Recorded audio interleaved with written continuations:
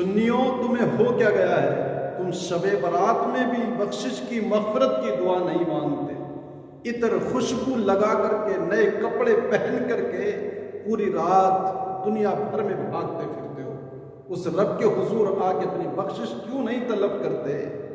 حضور علیہ الصلاۃ والسلام جنت البقیع میں پہنچ کر کے مغفرت کی، امت کی بخشش کی دعا کرتے ہیں، اور آج تم شب برات میں بھی پکوڑے کھاتے پھرتے ہو، یوں ہی دن و رات بھاگے پھرتے رہتے ہو۔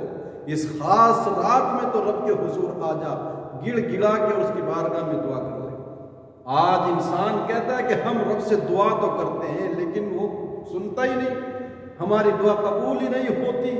اور میں کہتا ہوں کفر نہ پکا کر ظالم، مصطفیٰ کی غلامی کی وجہ سے اس رب نے تجھ سے بتایا ادعونی استجب لکم، تم مجھ سے مانگ میں تجھ کو عطا کروں گا، لیکن دیتا کب ہے اور کس کو دیتا ہے؟ تو سن، ایک ماں اس بے توجہی میں تم اگر دعا بھی کرتے ہو تو ادھر ادھر دیکھ کر کے اللہ سے دعا مانگتے ہو، تو اس بے توجہی میں تو ماں بھی بیٹے کو دودھ نہیں پلاتی۔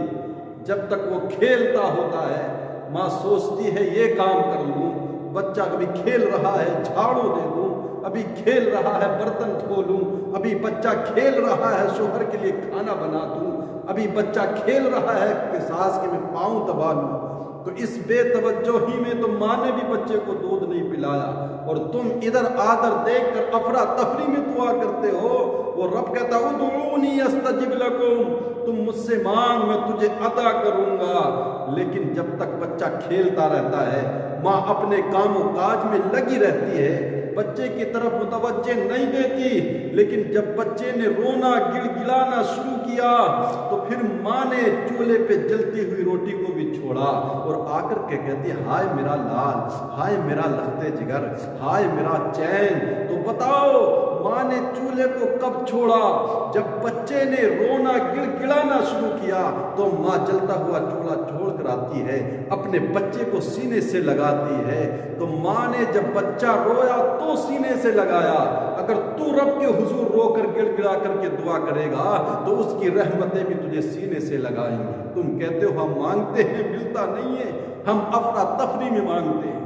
شب برات میں بھی ہم ہو ہلا کرتے پھرتے ہیں۔ اس شب برات میں تو رب کہتا مانگو میں عطا کروں گا، وہ گناہ گاروں گناہ کی بخشش مانگو میں عطا کروں گا، مجرموں بخشش طلب کرو میں عطا کروں گا، تم اپنے گناہوں سے توبہ کرو، اولاد چاہنے والوں اولاد مانگو میں اولاد دوں گا، جس کو بیٹا چاہیے وہ مانگے میں بیٹا عطا کروں گا۔ لیکن شرط یہ ہے کہ رونا گڑ گڑانا پڑے گا، توجہ کے ساتھ اس کی بارگاہ میں مانگنا پڑے گا۔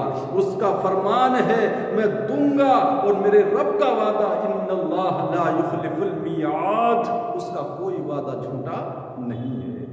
شرط یہ کہ ہمیں مانگنا پڑے گا۔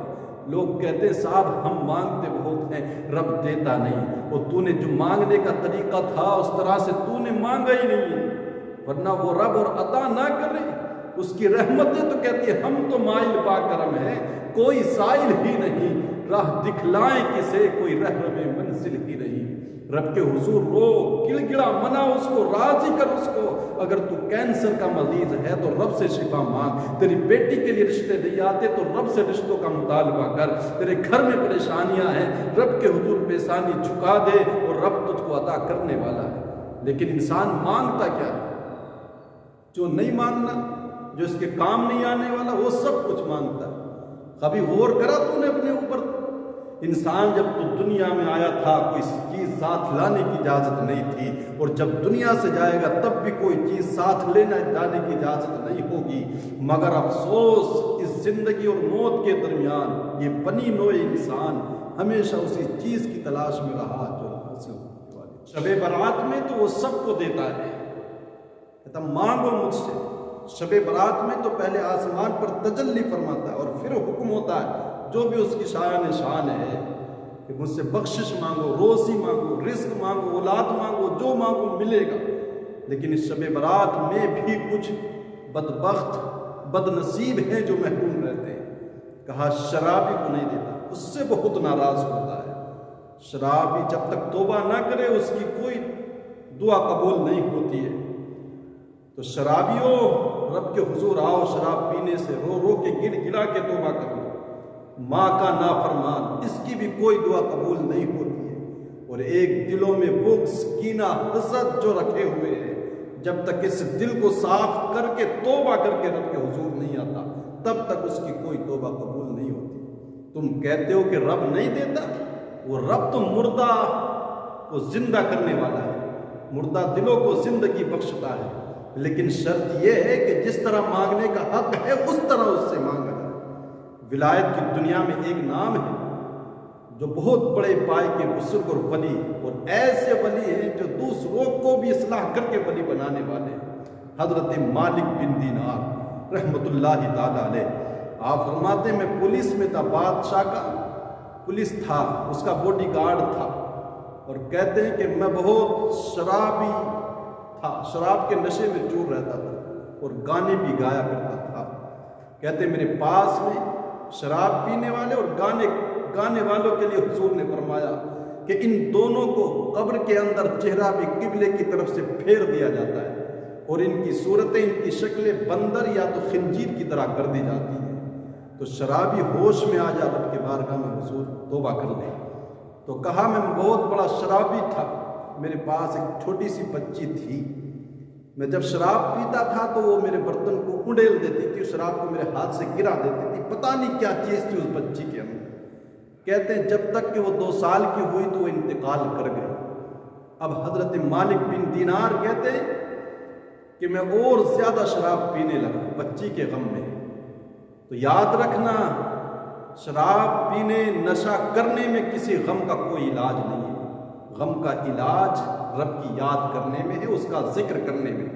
مالک بن دینار کہتے ہیں کہ ایک دن شب برات آئی، شب برات سے بھی تعلق تھا، اگر آپ بیان نہ کرتے تو میں آپ کے سامنے بیان نہ کرتا۔ کہتے شب برات آئی تو میں اتنی شراب پی، گانے اس قدر سنتا تھا کہ ایک گانے والی کنیز گھر کے اندر رکھے ہوئے تھے کہ جب شب برات آئی تو میں نے عشاء تک بھی نہیں پڑھی۔ یہ دیکھو رب کیسی راہیں ہموار کرتا ہے، کسی کے لیے جب پیار ہوتا تو کس طرح سے راستے نکالتا ہے، اور جس سے پیار ہوتا ہے اس کو جلدی وہ توفیق دیتا ہے، اور جس سے پیار نہیں ہوتا تو اس کے لیے ڈھیل دے دیتا ہے، اور جس کو چاہتا ہے تو بہت جلد اس کو آگاہ کر دیتا ہے۔ جب ہنڈر لگتا ہے تو انسان فوراً جگہ پہ آ جاتا ہے۔ کہتے شب برات آئی تھی، میں نے عشاء تک بھی نہ پڑھی، باقی ذکر و اذکار تو بہت دور کی بات تھی۔ کہتے ہیں اچانک میں نے ایک دن خواب دیکھا کہ میں جہنم کی طرف لے جایا جا رہا تھا، کہ ایک اژدہا خوفناک سانپ مجھ کو دوڑا رہا تھا، میں بھاگتا چلا جا رہا تھا، سامنے ایک نورانی شکل والا، سفید لباس میں ملبوس ایک بزرگ نورانی شکل والے مجھے نظر آئے۔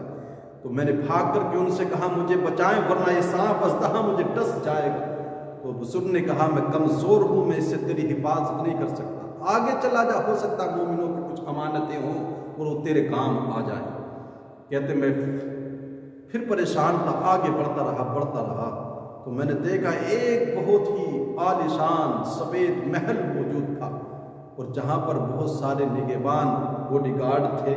جب میں اس کے اندر داخل ہونے لگا تو فرشتوں کی آوازیں آنے لگی، جلدی سے اس بندے مومن کے لیے جو ہے تو دروازہ کھولو۔ کہتے اس سے پہلے میں جہنم میں گرنے لگا تو آواز آئی تو جہنم ہی نہیں ہے، یہاں سے آگے بڑھ۔ کہتے پھر جب اس محل میں پہنچا تو میں نے کیا دیکھا کہ وہاں پر بہت ساری بچیاں تھیں، جو چھوٹے بچے نابالغی میں انتقال کر جاتے۔ میں نے دیکھا میری بچی بھی تھی جو سونے کے شاندار خوبصورت پلنگ میں جھول رہی تھی۔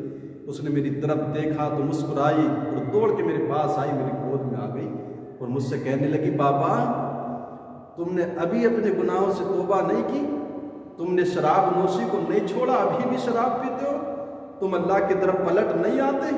دیکھو کس طرح سے اللہ نے راہیں نکالی، اتنا بڑا شرابی اور اتنا بڑا گانے وغیرہ سننے والا انسان کس طرح ولایت کی دنیا میں آتا ہے، اور ولیوں ہی نہیں بلکہ ولی بنانے والا بھی بن جاتا ہے۔ بچی کہنے لگی بابا گناہوں سے توبہ کر کے رب کے حضور نہیں آ جاتے؟